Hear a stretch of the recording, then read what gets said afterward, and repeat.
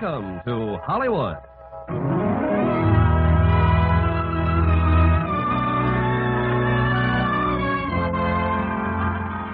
The Armed Forces Radio and Television Service brings you the Hollywood Radio Theater, starring Cornel Wilde and Terry Moore in The Walls of Jericho.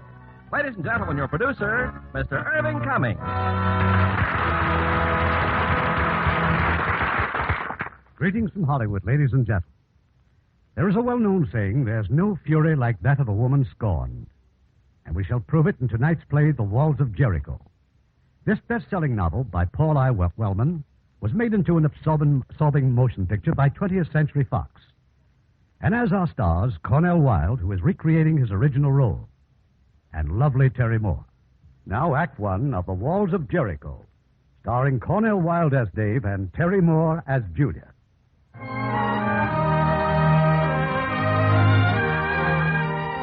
The year is 1908.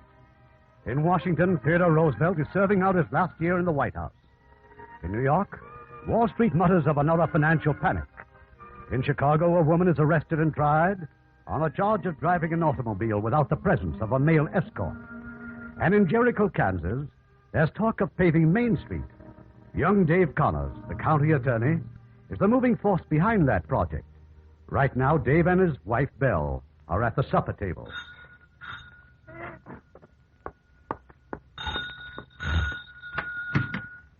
Yes? What you want? Good evening, Mrs. Connors. Could I speak to your husband, please? He's busy. He's eating supper. Oh, but it's terribly important, Mrs. Connors. You mean it's your father again? Yes, ma'am, but I promise this will be the last time. Mm-hmm. What you said before. Oh, Belle, what is it? Nothing, Dave. Just Julia Norman. Mrs. Connors, please. All right.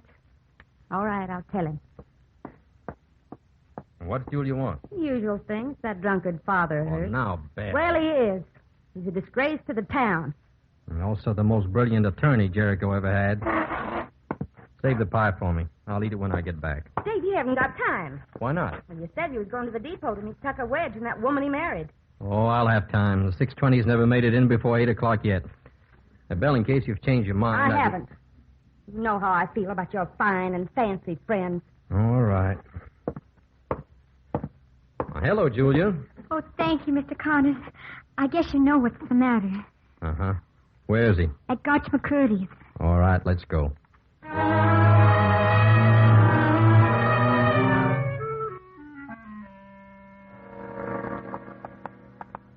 I kept asking Mr. McCurdy to let me go in and get my father because we have to leave on the 6:20. Leave? Where are you going? To Chicago first if my father is well enough. Well, we'll see. You wait outside here. All right. McCurdy? Hey, Gotch. What do you want? Jeff Norman. This is a livery stable, Connors, not a saloon. Now, let's see that you keep it that way. Next time we find liquor around here, you'll get more than a fine. Now, where's Mr. Norman? You got a search warrant? Nope. And you ain't going to go snooping around, even if you are a county attorney. Mr. Norman! Jeff Norman! Get out of here. Is that crowbar intended for me? Well, make up your mind. What's it to be, Gotch? I was just testing you, Mr. Connors. You can go in and get him. Thank you. Mr. Norman? Well, well. Were you calling me, huh, Dave? Mr. Norman, Julia's waiting for you. She's a good girl, Dave. Wonderful girl. She sure is, sure. Now, you've got to catch a train. You know why, Dave? Mr. Norman, would you... My cousin died, Dave, way off east in Delaware. Left her whole estate to Julia and me. That's why I'm celebrating, you see. Julia and me. We're going back to collect the money. Gotta celebrate. Come on now, Mr. Norman. You can hold on to my arm. Come on. No, not ready yet. Yes, you are. Now, on your feet. Where'd you get that bottle? Now, Mr. Norman, where'd you get that liquor? Same place your wife gets hers. Sorry, Dave. Shouldn't have said that. Didn't mean it. I know. Oh, all right. Take me to Julia.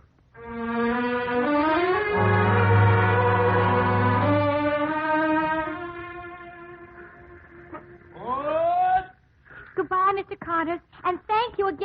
everything. Oh, not at all, Julia. Goodbye, Mr. Norman. Bye, Dave. See you soon.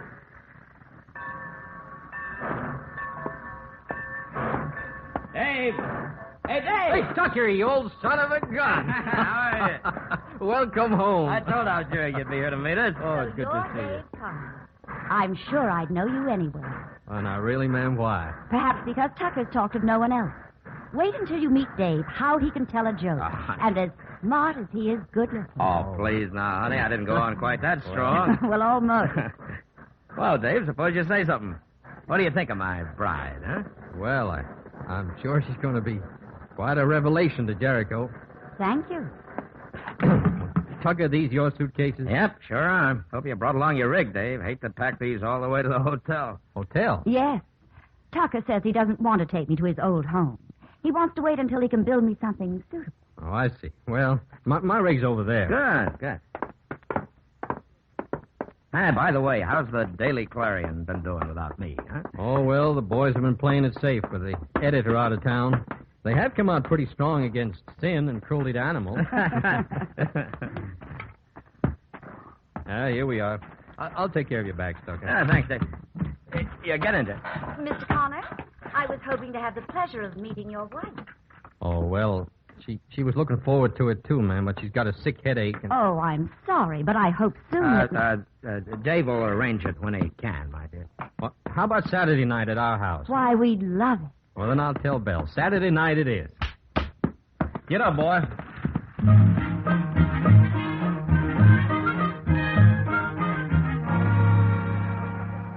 And this is Tom Ransom. He runs the best dry goods store west of Topeka. How do you do, Mr. Ransom? Happy to know you, Mrs. Wedge. This is my daughter, Marjorie. How do you do, Mrs. Wedge? My dear. And these gentlemen are Judge Hutto, Mr. Pettigrew, Dr. Patterson, and a certain newspaper editor known as Tucker Wedge. An honor, Mrs. Wedge. My pleasure, ma'am. Gentlemen, And now that Dave's done the honors, my dear, may I present your hostess? at last, Mrs. Connor. I've so wanted to meet you. You have? I mean, I hope you like living in Jericho. How can I help it? After meeting such charming people. Really? Mrs. Connors, I've been admiring your beautiful piano.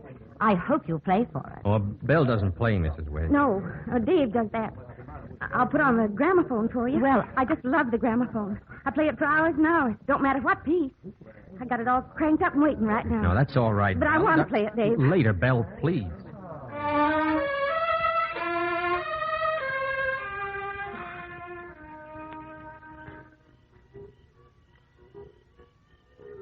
This is one thing Tucker didn't tell me about Jericho. Oh, what's that? The summer night. The air, so soft and friendly. Uh-huh. Well, if you'll excuse me, I'll go indoors and see if Belle... Dave, Yes. Tucker tells me you're thinking of running for Congress. Oh, well, I've kind of had it in the back of my head, but that's still a long way off yet. It needn't be.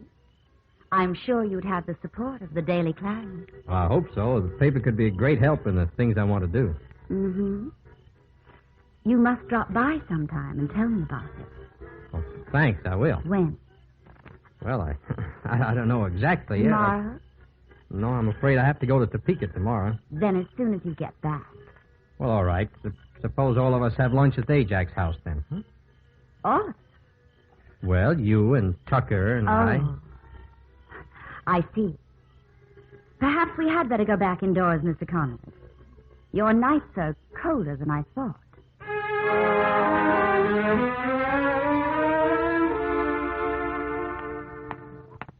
Hey, Dave. Good morning, Tom. Hey, will you slow down a minute? No, I'm due at the courthouse, Tom. Have you seen today's Clarion? Not yet. Why? You take a look at this editorial on the front page.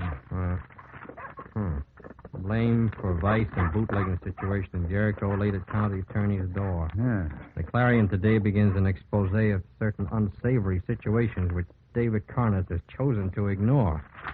Well, What do you make of it, Dave? I thought Tucker Wedge was your best friend. he is. Well, then... I don't know. Perhaps somebody just thinks I need a warning. Well, you don't scare easy. Nope. Now, that may be too bad for all of us.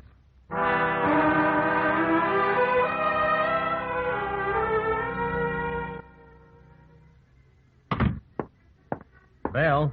Belle. Hello, Davy.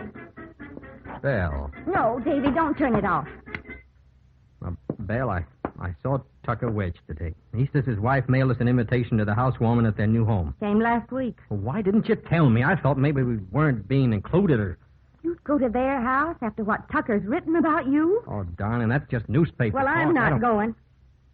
I haven't got a new dress. I'll buy you one. Got to come from Chicago. Belle, the party's tomorrow night. You don't care how I look in front of your fine friends, do you?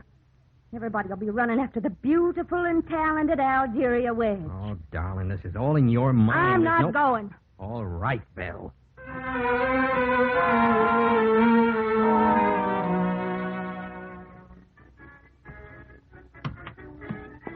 That's you, Dave? Yes, dear. There's a party about this time. Oh, I told you, Tucker and Algeria's third wedding anniversary. They missed you. Perhaps next time you'll... Yeah. Next time.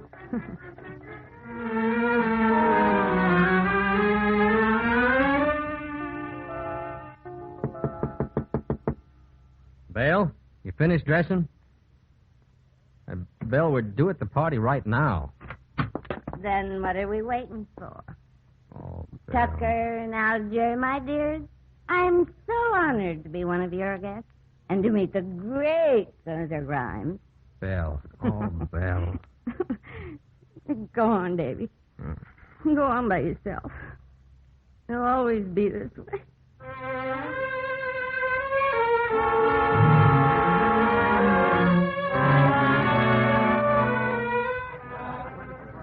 Oh, I'm sorry to hear that, Dave. I hope Belle feels better real soon. Oh, she will, Tucker. We're glad you came anyway, Dave.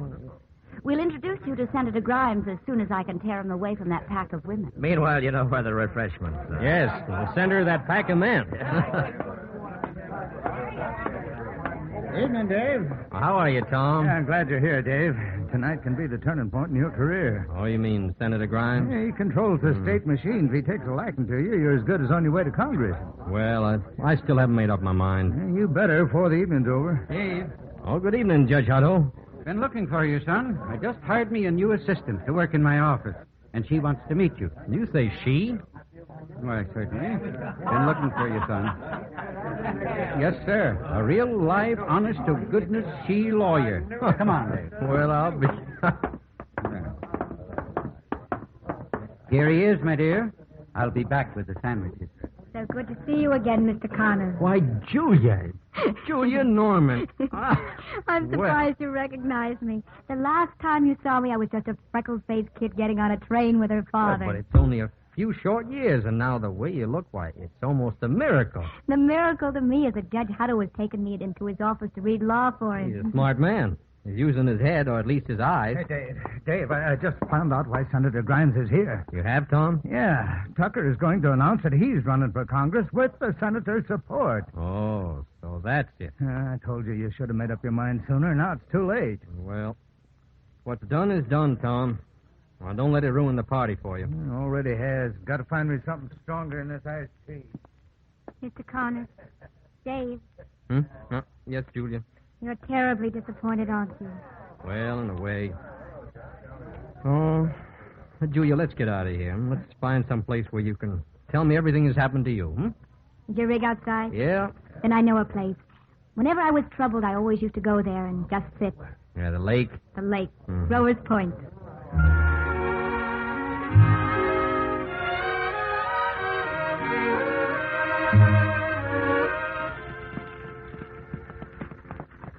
I'm sorry to hear about your father, Julia. He was a fine man. Well, at least it wasn't a long illness. He lived long enough to see me enroll in law school. Oh, was it his idea? Mostly, yes. You see, before I was born, Dad was sure I'd be a boy. Then he just kept on pretending that I was. He started teaching me law when I was 10. Maybe that's why I had so little trouble with the bar examinations. After that, I wrote Judge Hutto. He gave me a job, and well, here I am. And I'm glad. Good. Oh, let's stop over there, Dave, by that tree at the edge of the water. All right. Oh, boy.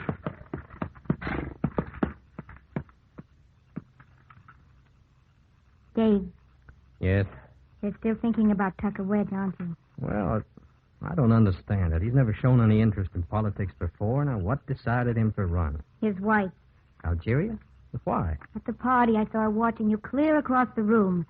She likes you too much, Dave. Oh, now, just a minute. She likes you and she can't have you, so she's going to make what she does have climb the ladder until he's more important than you are. Hey, that must have been some law school you went to. Some things you don't have to be taught, Dave, if you're a woman.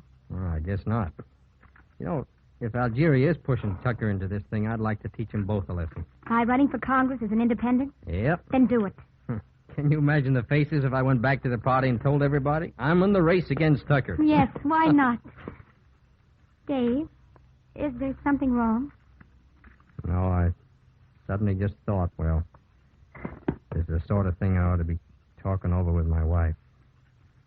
Belle should be the one to encourage me. Instead, it's you. You're frightened, aren't you? I don't know. You mustn't be afraid of my loving you. Julia. Yes, I've been in love with you ever since I was a kid. That's part of why I wanted to come back to Jericho. But you mustn't be afraid of my love. I want only for it to make you strong. Well, thank you, Julia. Where are we going? Back to the party. As of tonight, I'm in politics, Julia, and to win.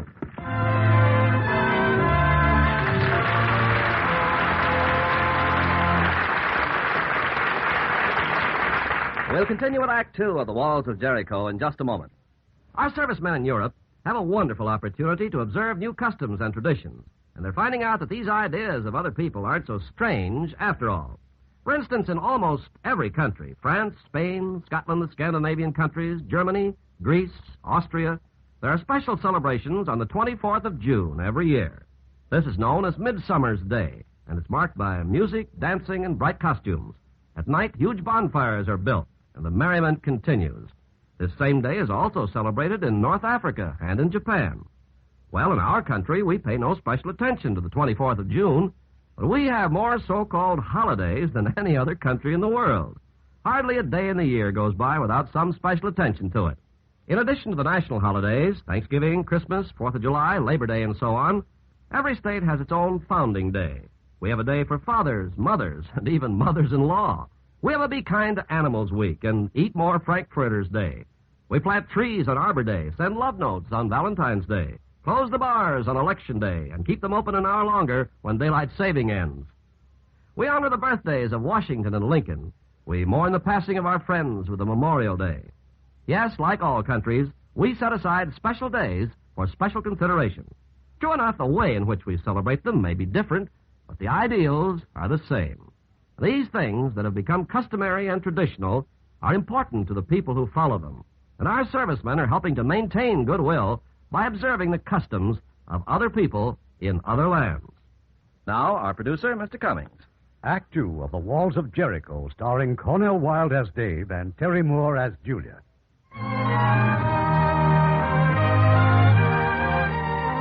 It's the following morning.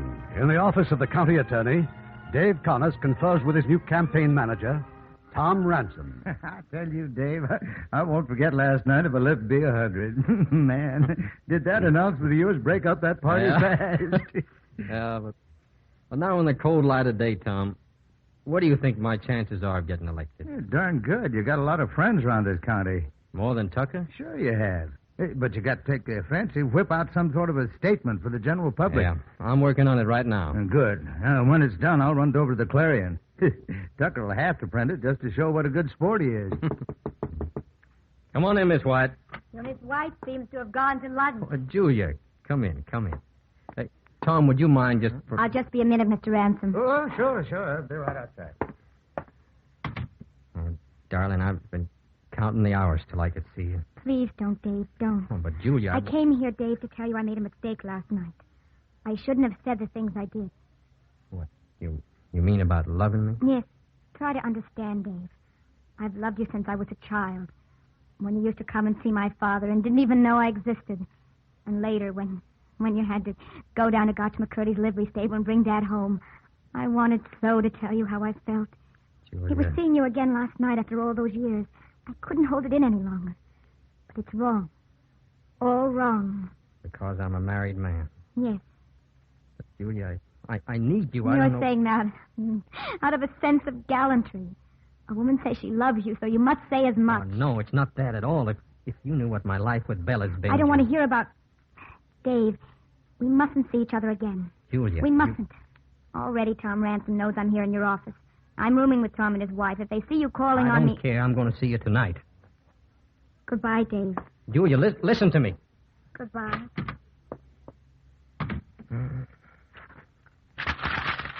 Tom? Tom? Yeah, Dave. How about that statement for the Clarion? I'm getting out a new one right now. Well, let's see how you're starting it off. To the voters of Jericho County, 23rd Congressional District. Dave, are you out of your mind? You can't. You just can't.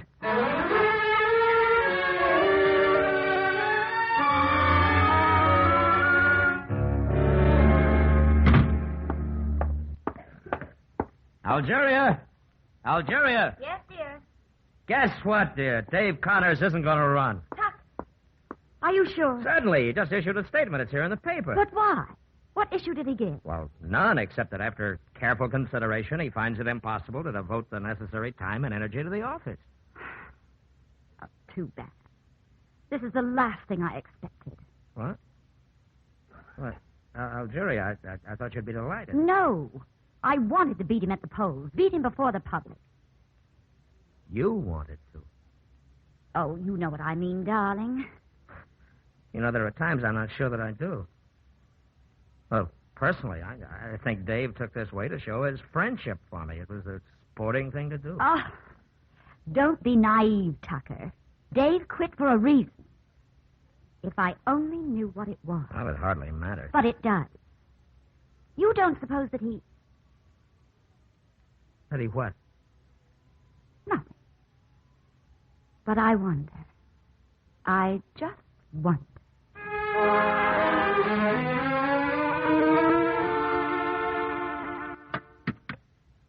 Oh, good evening, Mr. Connors. Well, hello, Margie. Oh, I'm sorry, Mr. Connors, but Father's working at the store tonight, and Mother's at choir practice. Yeah, well, is Julia in? Mm-hmm, in her room. Julia! Julia! Won't you come in, Mr. Connors? Well, thank you. Dave. How are you, Julia? Margie, don't you have some homework? Oh, yes. Excuse me. Well, I suppose you know why I've withdrawn from the election. Yes, in case people found out about us. But they're not going to because I'm leaving Jericho. Julia, what... All I can do is hurt you, Dave. What happened today proves it. So this afternoon I asked Judge Hutto if he could help me get a job in Kansas City. It happens that there's an opening with the firm of Grossett and Strauss. Nothing I can say will stop you, even if I ask Belle to free me. You're not going to ask her. She needs you, Dave. Yes. When do you leave? Tonight on the 11:40. I see. I'll take you to the station. Thank you. Julia, Mr. Connors. Yes, Margie? I have something to tell you. I mean, well, somebody's been going by outside, been watching. Watching what, Margie? This house. Could you see who it was? Well, yes. Mrs. Wedge. Algeria? Oh, I didn't know what to do. I mean... That's all right, Margie, and thank you. Uh-huh. Well, let me know if I can help you pack, Julia. I will, dear. See what I mean, Dave? You mustn't go to the station with me. Julia, come here. Goodbye, darling. Goodbye.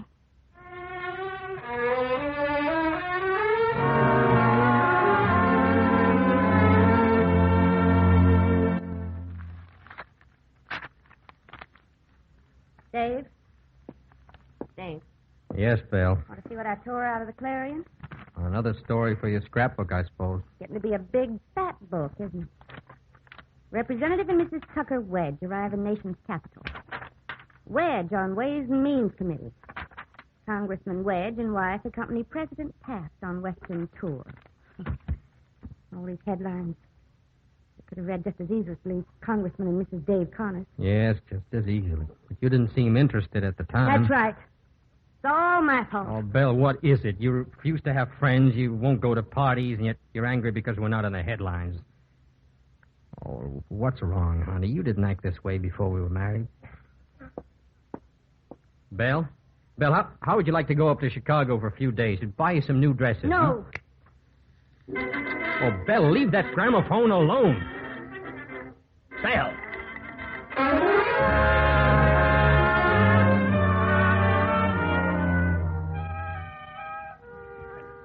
Dave, I hear you were in Kansas City yesterday. Yeah, that's right, Judge. I need some more evidence in that Randolph case. I hope you stopped by to see Julia. No, I didn't. Oh, that's too bad. Think she would have liked to see you. She wrote me a while back saying that she hoped you'd try for that Washington job again next election. I intend to, sir. Good. This time you won't have Tucker for competition.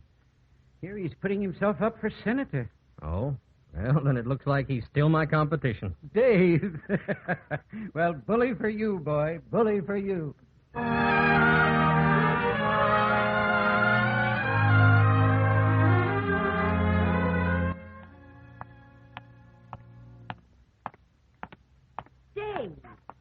Dave Thomas. Well, hello, Algeria. I thought that was you coming out of City Hall. How are you, Algeria? We weren't expecting you and Tucker back in town till next week. Well, Tucker decided to get an earlier start on his campaign.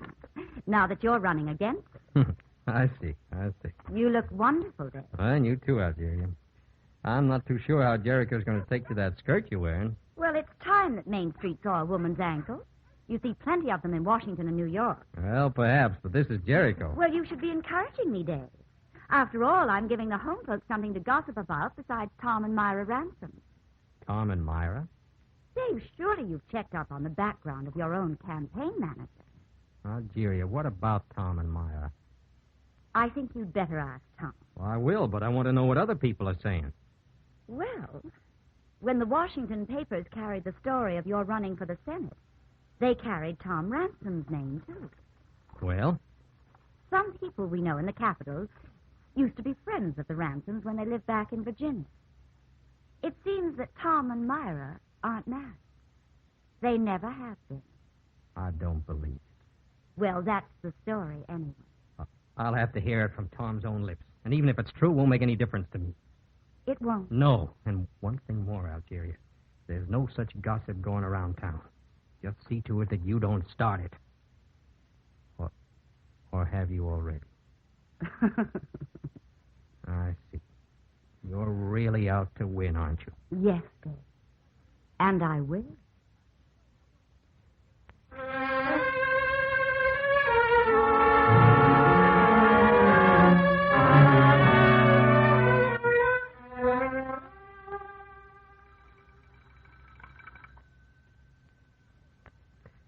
Hello, Central. Keep trying that number. I know they're home and they've got to answer. How do you know they will? Went by Tom's house. He wouldn't come to the door. He and Myra can't lock themselves away from the whole town. I would. A story like that got around about you and me. Belle, will you please get that front door? All right. Hello, Central. Central, this is Dave Connors. Will you please try 016 again? Thank you.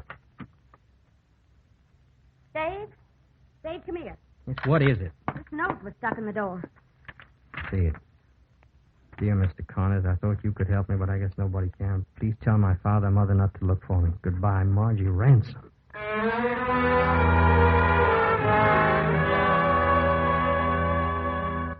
know, Dave, I know. Myra and I ought to have realized all this talk had hurt Margie more than us. Maybe we should have told her the truth long ago so she'd have been ready for it. Oh, there's no use blaming yourselves now, Tom. Right now, we got to try to find the girl. The sheriff is looking, you said. Yeah, but they're doing it by guesswork. If you could remember if Margie ever said she wanted to go someplace in particular when she grew up. I've tried to remember. I just can't think, Dave. I can't think anymore. Want me to get it? Yeah, and we're not at home to anybody. Hello? Dave Connors speaking. Dave, Dr. Patterson. Can I talk to Tom? Well, not right now, Doctor. I'll take the message. Maybe it'd be better if you just came over here at the hospital. You mean, is it Margie? No, but she's mixed up in this. They just brought Gotch McCurdy in. If he doesn't pull through, Tom's girl is going to be wanted for murder.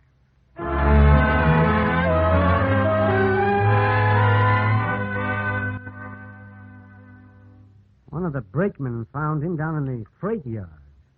He was dying when they brought him in here. Gotch kept saying Margie did it to me, the ransom girl. Hit me with a shovel.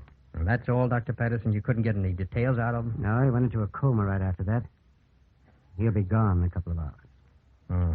Then his words are, in effect, a deathbed statement. Yes, but what in the world was Margie doing down there in the freight yard? Running away, probably. You have any idea where she is now? Well, it depends on how much of a head start she has. Any way of telling when Gotch was injured? Yes. When he fell across the railroad tracks, he broke the watch in his vest pocket. It stopped at 11:38. 11:38. Wait a minute. That's just before the 11:40 to Kansas City. Do you have any money to buy a ticket? Well, not according to Tom, but she might have tried to sneak into one of the baggage cars. Yeah. But there were a couple of other trains going north. She might have taken any one of them. Unless you think she has some special reason to go to Kansas City. A special reason why? No, I guess not, Doctor. As you say, she probably headed north.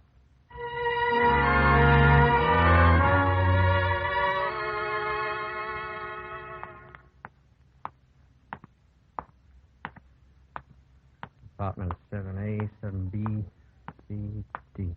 This is it. Yes, who is it? Dave. Julia. Come in quickly. So glad you could come. You didn't tell anybody about my telegram. What telegram? I sent it to your house. It was about Margie. Oh, no, I didn't need a telegram. I thought she'd come to you. She's always looked up to you. To both of us. Margie, you can come out. It's all right. Hello, Margie. Oh, Mr. Connors. Mr. Connors. Oh, it's going to be all right, Miss Margie. All right. I didn't mean to kill him. He saw me crossing the freight yard, and he kept coming at me. He was so drunk. Margie, it's all... He is dead, isn't he? Yeah. I hit him so hard. Harder than I meant to. I know, Margie, and you've got nothing to be afraid of, but first you've got to come back to Jericho and tell people how it happened. Oh, no, not to that awful place ever. I hate it. The way people laughed at me. Now, listen to me, Margie. No, I'll die first. I'll just die. Now, Margie, you trust me, don't you? And Julia, you know we wouldn't ask you to do anything that wasn't right. He's right, dear. You must go back now of your own free will before anyone comes and gets you. Will you go back with me, Julia? Do you want me to, dear? All right. I'll go. Now, there's a train leaving in an hour. We've just got time. Come on. Margie, if you'll go in the bedroom closet and get down my suitcase. In the closet. All right. It's been a long, long time, Julia. Too long. I know. Dave, Margie's going to be all right, isn't she? I mean, when the jury hears her story. I hope so. We can't take any chances. I'm going to need your help. At the trial? Oh, no, Dave. Now, you've got to. Margie trusts you. But there's another reason, isn't there? Yes. This may be the last time we can ever be together. Always the last time, Dave. We said that before. I can't help loving you, Julia. You know that. Dave, we mustn't. Julia. Oh, my darling. My darling.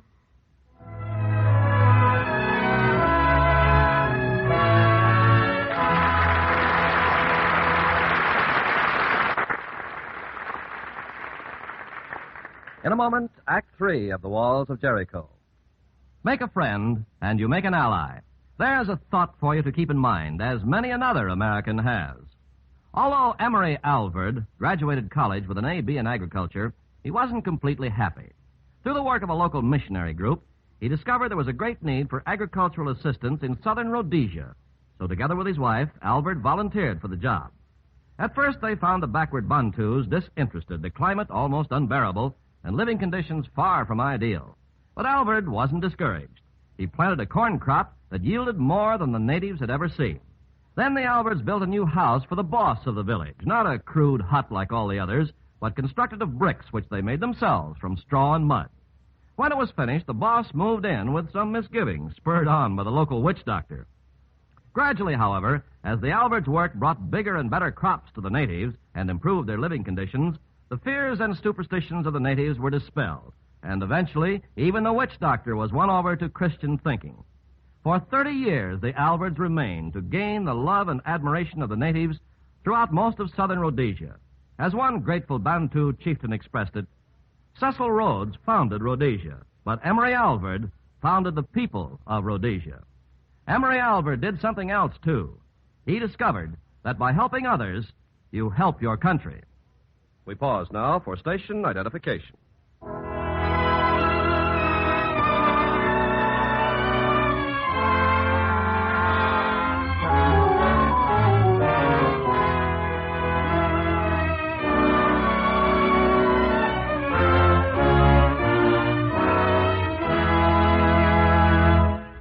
curtain rises on Act 3 of The Walls of Jericho, starring Cornel Wilde as Dave and Terry Moore as Julia.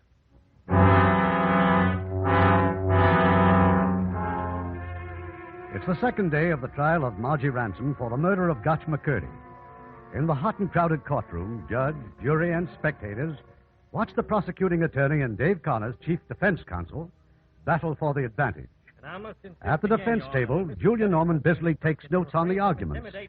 And then in the last row of the spectators, a man and a woman get up and slip out of the courtroom. Objection sustained. The prosecution may proceed. Now, Dave's sure not letting the thing get past him, is he? Do you think he'll get her off, Tucker? Oh, very likely. Everybody knows that girl couldn't commit murder. Why not? What? Algeria? Oh, really, Tucker? Don't you see what this trial can mean to Dave? All this free advertising just before the election? Well, Dave's just lucky to have a good case, that's all. You don't have to help his luck by printing everything he says in your own newspaper. My dear, I happen to be a newspaper man. And a candidate for the United States Senate. Or are you going to let Dave take the job by default? Please, Algeria, I can hardly arrange for Margie Ransom to be convicted just to win an election. No, I suppose not. But there ought to be something you can do to offset Dave. Well, we'll see. Meanwhile, don't forget we're having lunch together. Algeria, lunch. Oh.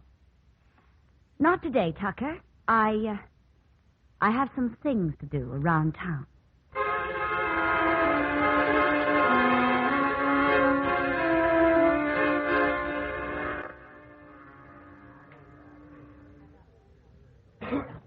Your Honor, the state at this time wishes to continue the cross-examination of Marjorie Ransom. Marjorie Ransom, take the stand. Now, Miss Ransom, you told us that on the night in question, Mr. McCurdy followed you to the freight yard. He seized you, and in self-defense, you swung the shovel at him. Yes, sir. Now, will you tell us what you were doing in the freight yard at that time of night? Running away. Ah, yes. Yes. Running away. From what? Well, I... Well, go on. Tell us. I was just running away. Just running away. And you intended to let no one stop you. That's why you hit Mr. McCurdy, wasn't it? Your Honor, objection. All right. All right. I withdraw the question. Now, Miss Ransom, will you tell the jury why, if you were simply defending your honor, you didn't stay and report it to the proper authorities? I didn't realize I'd hit him so hard. Oh, come now, Miss Ransom. Did you or did you not run away because you knew you had killed Mr. McCurdy? That you were guilty of murder? Yes? Oh. That's all, Your Honor. You may step down now, Miss Ransom. Your Honor, the defense calls Miss Julia Norman to the stand. Julia Norman. Hey, Dave. Dave, I've got to see you. No, not now, Tom. But I have to show you something. Later, Tom. I do. Take the stand. Will you give your name, please? Julia Norman. You live in Kansas City? Yes. Your occupation? Attorney at law. You formerly lived in Jericho? Yes. How long have you known the defendant? Most of her life. And did she ever come to see you in Kansas City? Yes. She came to my apartment the morning following Mr. McCurdy's death. I see. And what did she tell you about her running away? Did she consider herself a fugitive? She did. What? A fugitive, yes. From slander and cruelty and prejudice. Occasioned by what, may I ask? By circumstances over which she had not the slightest control. Her birth. The attorney for the state will refrain from questioning the witness until cross-examination. Now, Miss Norman, tell the jury what else you and the defendant may have discussed in your apartment at Kansas City. We talked about a return to Jericho. After she had learned that Mr. McCurdy had died and that murder charges had been filed against her? Yes. She decided of her own accord to come back here to answer the charges and prove her innocence. Thank you. Your witness, Mr. Pettigrew. Oh, Miss Norman. Do I understand you to say that the people... Dave, you've got to read this newspaper. Later, Tom. Dave, it's the Clarion. This is what is on the street right now. All right, let me see it. Dave Connor's suit for divorce. Wife name's Julia Norman, correspondent. Very generous of you, I'm sure. Miss Norman, tell me, what is your relationship to the chief counsel for the defense, Mr. Connors? Associate counsel. Is that all? Don't answer that, Julia. Your Honor, I asked for a recess. For what purpose, Mr. O'Connor? It's partly a personal matter, Your Honor. It requires my immediate attention. Well, unless the matter has some bearing on the case before us. Could well have, sir. Unless I settle it now, it may become highly prejudicial to the defendant. Very well, Mr. Connors. This court stands adjourned until 10 o'clock tomorrow morning.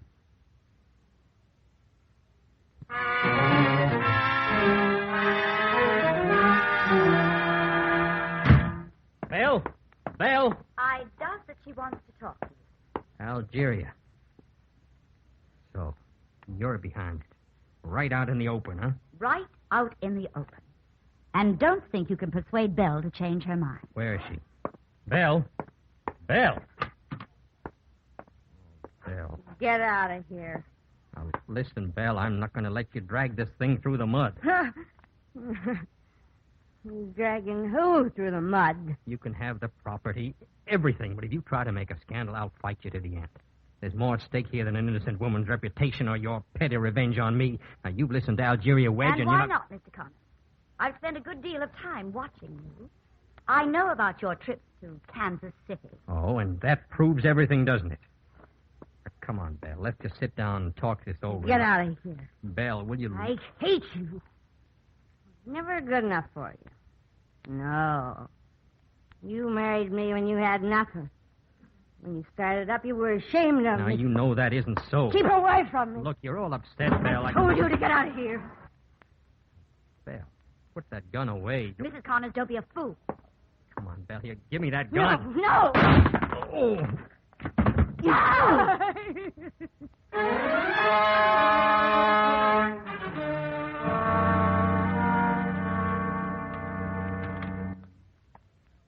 Dr. Patterson. Yes? You can see him for just a moment. How is he? Still suffering from shock. Lost a lot of blood. We're going to give him another transfusion. So remember, only a moment. Yes.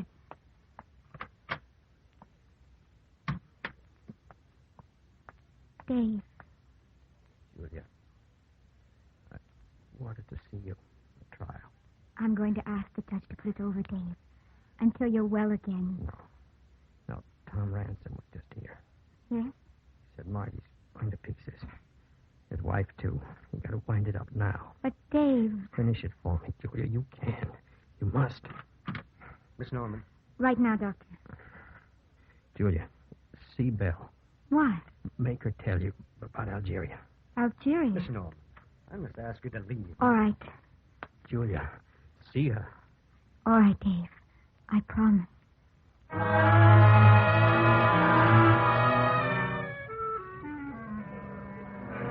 Then it is the understanding of this court, Miss Norman, that you do not wish a postponement.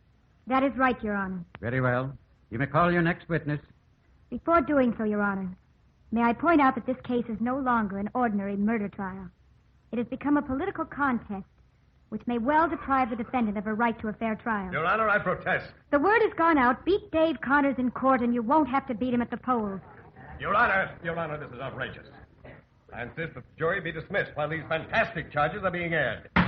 The court will decide if the charges are fantastic, Mr. Pettigrew. May it please the court, I make the following offer of proof. 1, that the divorce action filed by Mrs. David Connors against the chief counsel for the defense in this case was instigated by the wife of Tucker Wedge. 2, I shall prove that the charges in the divorce complaint linking my name with Mr. Connors came from the fertile imagination of Algeria Wedge. And 3rd... Your Honor... I anticipate your objection, Mr. Pettigrew.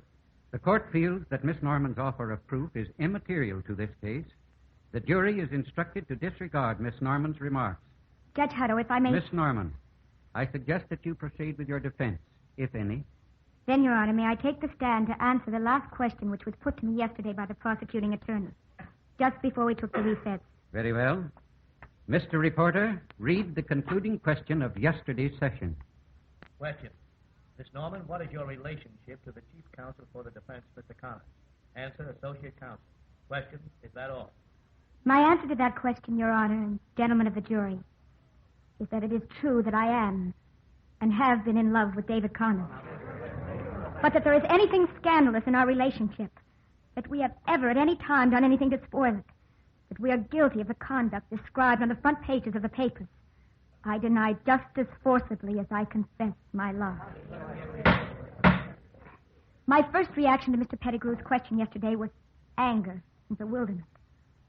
I was ashamed. I wanted to run away. Just as Marjorie Ransom ran away when she was faced with the slander and gossip of this town. Your Honor, this is no longer testimony, it's argument. Yes, Mr. Pettigrew. My concluding argument. I ask that the court remind the jury that Marjorie Ransom was a competent and voluntary witness in her own behalf. That the state's own witnesses have testified as to the unsavory character of the late Mr. McCurdy, and that the jury consider the facts which caused Marjorie to run away from Jericho in the first place, and that they return a verdict of not guilty by reason of self-defense. That is the plea that I know Mr. Connors would make if he were able to be here today. The defense rests.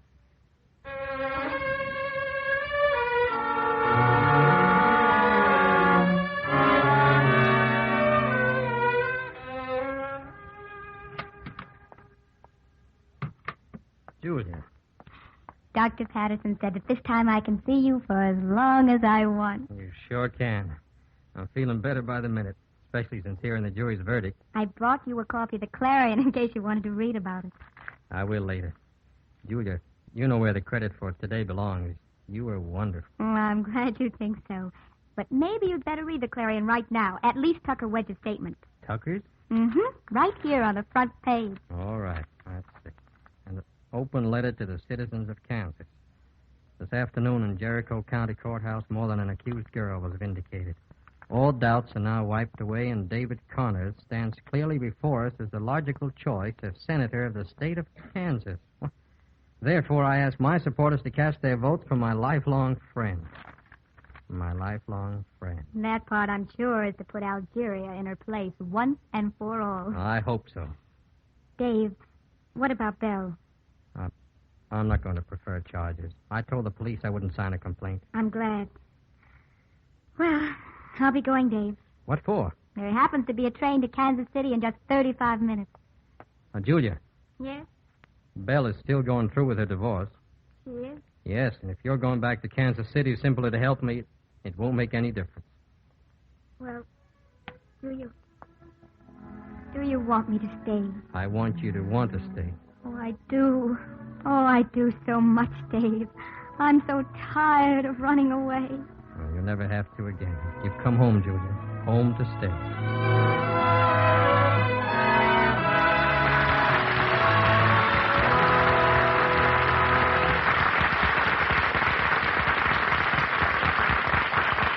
In a moment, our stars will return. This is really a story about two people. One is Chief Petty Officer Harry Frame, a veteran Navy electrician who saw lots of action in the war in the Pacific. The other is Mrs. Sadaya Ishiwata of Tokyo.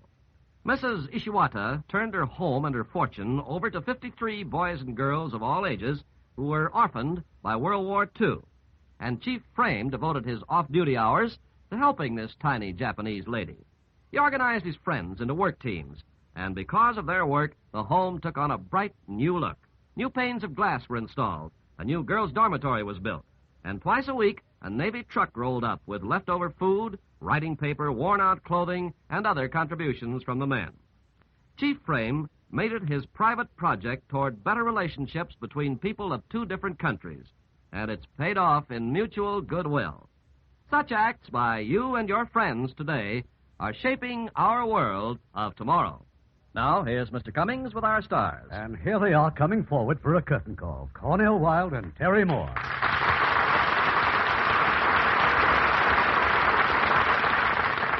Cornel, did you know that the Photoplay Magazine Awards this year voted Terry one of our most promising young actresses? Yes, indeed, and I think they used excellent judgment. Well, you're very nice to mention it. Not at all, Terry. We've seen you grow up from a child actress to one of the most popular young actresses on the screen. And I hope you'll both be listening next week when we bring you another of our 20 greats, the Darrell F. Zanuck production, which won the Academy Award as Best Picture of 1947, Gentleman's Agreement. And as our stars, Ray Milland, and in her original role, Dorothy McGuire. Well, that was a very fine picture, Irving. Good night. Good night. Good night, and hurry back.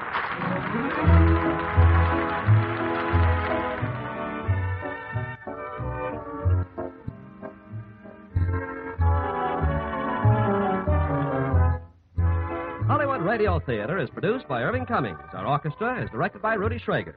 This is your announcer, Ken Carpenter, inviting you to be with us again next week at this same time for another presentation of the Hollywood Radio Theater.